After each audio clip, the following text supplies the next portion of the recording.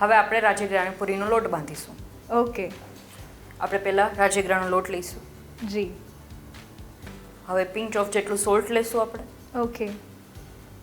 હવે આપણે બોઇલ્ડ બટેટા લઈશું. મેશ કરેલા છે. મેં આમાં 4 બટેટા લીધા છે બાફેલા. એમાં આપણે ગ્રીન મસાલો બનાવીશું. ઓકે.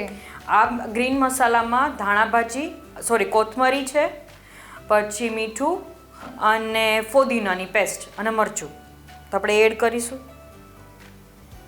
હવે આપણે પાણી બનાવીશું. એના માટે મેં લીધું છે, આપણે પ્યુરી લીધી છે, કોથમરી, ફોદીનાની અને લીલા મરચાંની પેસ્ટ છે.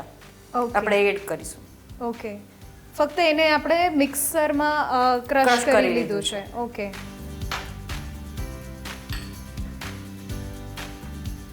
હવે આપણે પાણી એડ કરીશું.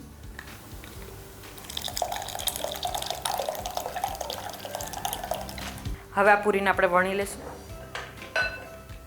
અને આખી મોટી આપણે વણીશું પૂરી. જી.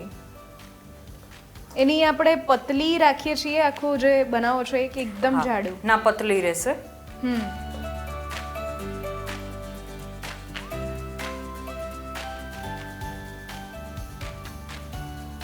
એટલે એક જ શેપમાં આપણને મળી જશે બધી જ પૂરી.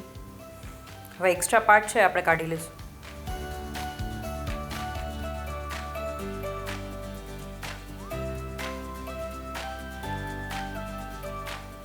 આપણે પૂરી ઊંધી નાખીશું.